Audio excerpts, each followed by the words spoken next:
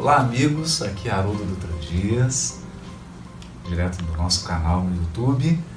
E adivinhem, estamos na Mansão do Caminho, em Salvador, comemorando essa data para nós luminosa que se aproxima, o aniversário do nosso querido Divaldo, de 90 anos de idade.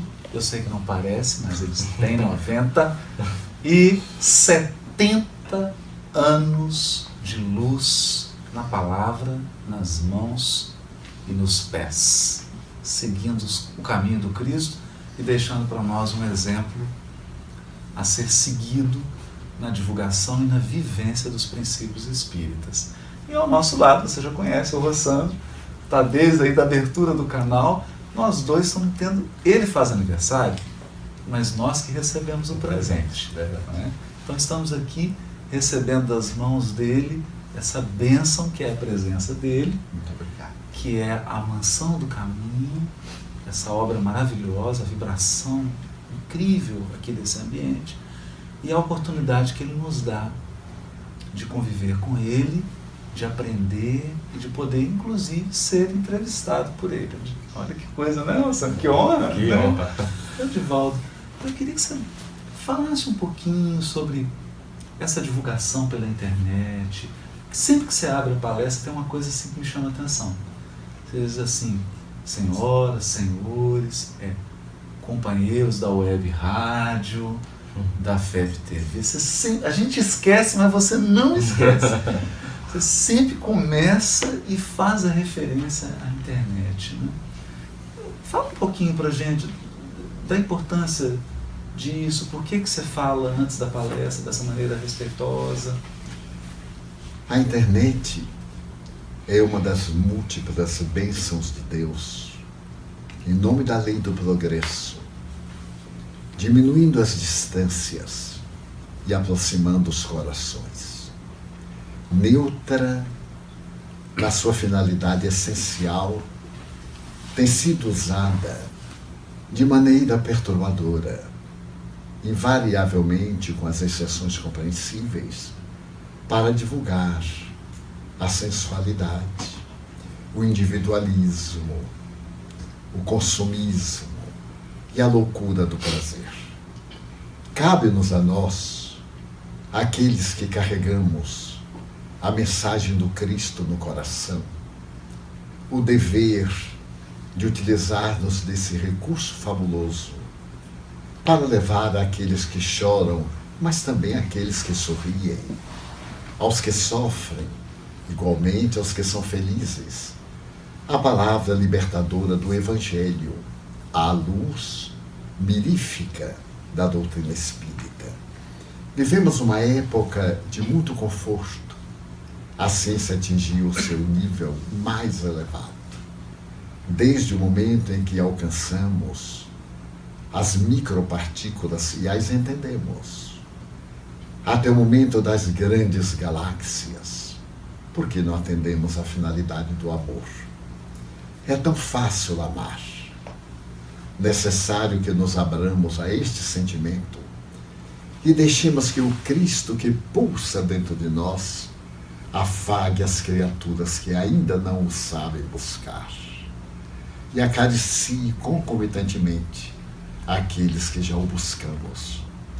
E esse veículo fantástico de que nos temos utilizado, todos nós, e particularmente os nossos queridos amigos deste canal, é sem dúvida a melhor, a mais fácil e a mais significativa instrumentação para alcançarmos o mundo que estertora e as criaturas que se atiram ao abismo da depressão, do suicídio ou de outras características da loucura.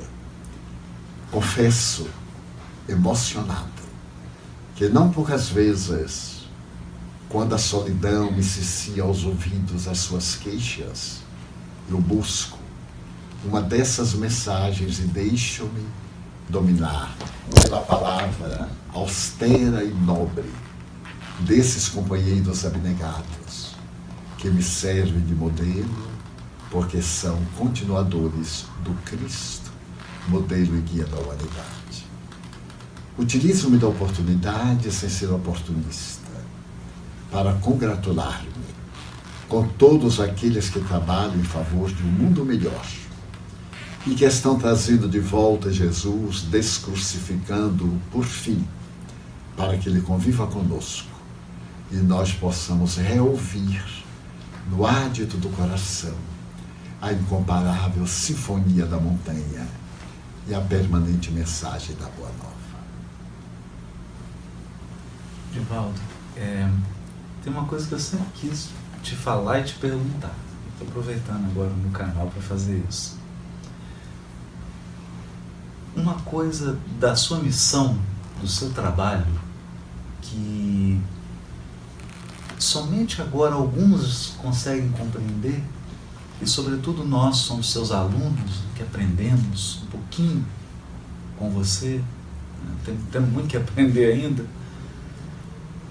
Sair de casa, deixar o aconchego do lar, o aconchego da mansão, ir para o aeroporto, chegar numa cidade diferente, num país diferente, num ambiente diferente, e lá fazendo chuva, fazendo sol, com febre, sem febre, bem de saúde ou indisposto, você pregou o Evangelho, levou a doutrina espírita milhares de vezes, enfrentando aí esse desconforto.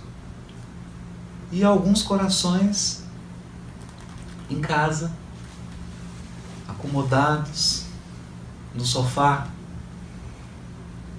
no aconchego do lar, se sentiram autorizados a criticar, né? A criticar-lhe, dizendo que você buscava promoção pessoal, dizendo que você, na verdade, queria construir uma imagem, que você queria ser um popstar.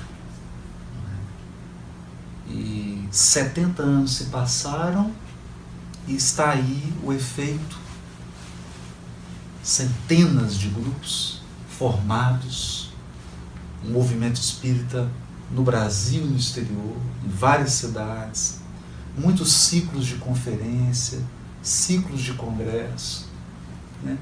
Porque você abdicou, vezes sem conta, eu acho que não dá para te acompanhar, né? É um atleta, é o nosso Usain Bolt, né? Não dá para correr nessa velocidade de jeito nenhum. E você abdicou e levou. O que você tem a dizer para a gente, os trabalhadores que estamos começando, os alunos, os aprendizes, quando vierem essas críticas? Esse é o primeiro conselho que a gente queria te pedir. Quando vierem essas críticas, você está se promovendo, criou isso aí só para aparecer. E o conselho que você daria para que a gente se mantenha fiel como você se manteve por 70 anos?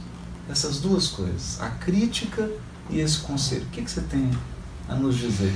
Nós somos agora seus filhos. Com certeza. Né, Rafael? Eu informaria que, ao me tornar espírita, não encontrei o mapa do tesouro. Encontrei o tesouro de imediato. E me fascinou o tesouro de tal forma que eu resolvi reparti-lo com aqueles que ainda não haviam encontrado gemas de tão superior qualidade. E acredito mesmo, fazendo uma revisão do passado, que foi um atrevimento paulino, porque não tendo formação acadêmica, não tendo cultura, não falando outro idioma, com muitos tropeços à língua portuguesa, tive o desejo de servir a Jesus. E os bons espíritos me prometeram ajudar. Eles falariam pela minha boca quando eu não dispusesse de recursos ou não encontrasse intérprete. Numa viagem a determinado país na África, o público eram 3 pessoas. E eu lamentei profundamente não falar o seu idioma ou não falar o inglês, que era compreendido. E me queixei à benfeitora espiritual. E ela me disse que não era importante falar muitos idiomas. Era importante falar o idioma do coração e viver o idioma da verdade cristã. A partir de então, não me preocupei, senão em preparar-me para servir de instrumento aos bons espíritos, suportando a solidão das pensões da época, dos hotéis, as jornadas muito difíceis, porque nos anos 40, 50, as comunicações eram muito difíceis, mas eram encantadoras. O entusiasmo juvenil, a alegria de poder falar sobre Jesus, de tentar reabilitar-me dos erros gravíssimos cometidos ontem, por desprezo à sua palavra, embora conhecendo-a, em recordar-me de algumas existências que ficaram no passado e que não fora o servidor fiel. A mim prometi-me que seria de alguma forma fiel, até mesmo se me custasse algum sacrifício. Filho de uma família modesta e pobre, na função pública, com salário reduzido, nada disso me constituía dificuldade. E quando me chegaram as críticas, ou delas tomei conhecimentos, deixei-me consumir durante alguns dias pela amargura, porque afinal eu nunca havia pensado sequer em promoção ou outra coisa qualquer. Mas então Joana de Ângeles foi muito severa e me disse: o tempo que gastas na inutilidade é desperdício na produção divina. Se tu vieste para agradá-los, faze-te um trapezista, faze-te alguém que caminha no arame para diverti-los. Mas, se tu vens para servir ao Cristo, esquece-os e agradece quanto maiores forem as dificuldades. Porque o verdadeiro cristão é recebido entre nós com as condecorações, que são as feridas cicatrizadas na alma. Mais tarde, quando surgiram algumas demonstrações de afetividade, através de títulos de cidadania ou de medalhas, eu me atormentei muito. E Joana me disse: recebe-os, para aproveitar a oportunidade de divulgar o Espiritismo nesses lugares onde o Espiritismo não tem entrada. E renuncia, porque tu sabes que não mereces, transferindo para os lidadores locais ou para o egrégio codificador da doutrina que te libertou da loucura, do cárcere sem grades, dos desequilíbrios emocionais. Mas toda vez quando se me apresenta uma oportunidade desta, ainda hoje eu confesso um profundo constrangimento. Mas lembro-me do seu conselho. Por amor à doutrina, eu renuncio a qualquer tipo de homenagem. Aceito o estímulo, a bondade, a gentileza das pessoas amigas e utilizo-me do ensejo para abordar as belíssimas páginas da libertação que o Espiritismo nos traz. E confesso que foram tantas aflições, foram tantas amarguras que soube carpir silenciosamente. Porque nem mesmo aqui da mansão eu jamais me permiti o luxo de comentar. Porque o meu dever aqui é animar, estimular os companheiros e não fazê-los sofrer. Nunca me queixei. Aguentei estoicamente. porque afinal só me acontece, e a todos nós, aquilo que é melhor para o nosso progresso. E pensando sempre no momento da partida e de dizer: Senhor, se não fiz mais, é porque me faltaram os recursos, mas procurei ser-te fiel. Apenas isto. E a primeira pessoa que me fez uma referência pública em Miami foi o Haroldo Dutra, que gentilmente entreteceu algumas considerações que me comoveram e até hoje me comove. Reconheço as minhas dificuldades e limitações e agradeço a Deus a oportunidade de ter sido chamado à última hora, o último convidado para trabalhar na sua seara. Eu que nunca pensei ter uma existência longa e ser uma pessoa que chamasse atenção para qualquer coisa. Então, se eu pudesse aconselhar aos meus queridos irmãos, eu narraria uma experiência que me brindou Chico Xavier. Era um sábado, na Vila dos Pássaros Pretos. A multidão era expressiva, o calor muito forte. Já agora no telheiro, não mais no velho abacateiro, estávamos Chico, o Sr. Iker e nós ao lado dele.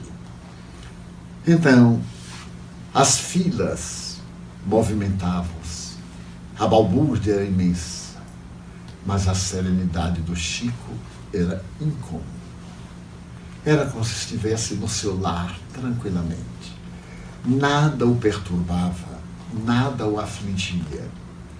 E ali, como aprendiz, eu dizia: aí está o modelo. Não deixar que a alegria perturbe, nem que a perturbação desequilibre.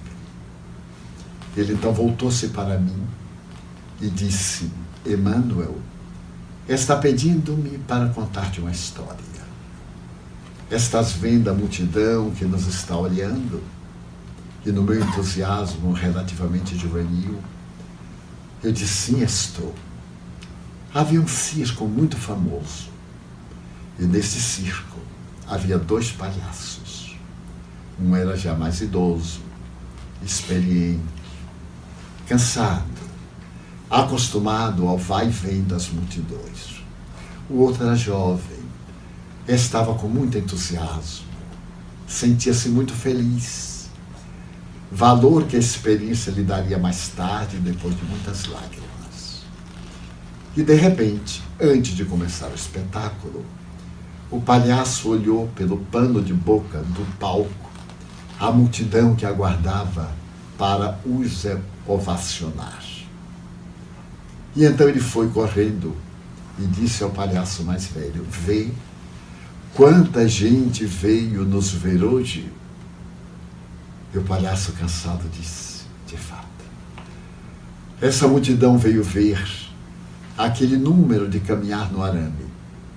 Veio ver qual é de nós dois o que vai cair primeiro. Então eu entendi a sua mensagem.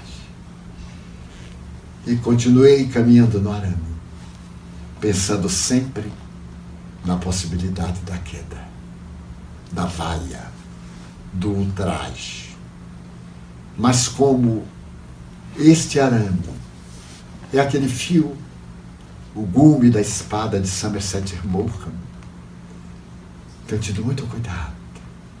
E se alguma vez cair do arame, é o meu testemunho de amor pelo Cristo. Ele que nos deu a vida, eu lhe daria a minha presunção, a minha vaidade. Essas heranças, esse atavismo das reencarnações fracassadas, demonstrando-me que estou a seu serviço e não em busca de qualquer notoriedade ou de qualquer aplauso dos que estão no circo da vida, quase sempre para ver a falência de outra.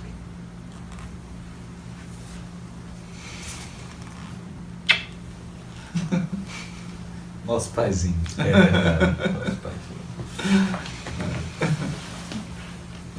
Coisa maravilhosa, que presente. Então, amigos do canal, se você não estiver chorando ainda, aproveita. Pega o lencinho. Pega o lenço. E nós vamos chorar aqui. Nos despedimos, fica com Deus. Esse presente que Ele está nos dando no aniversário dele. Não se esqueça disso. Obrigado.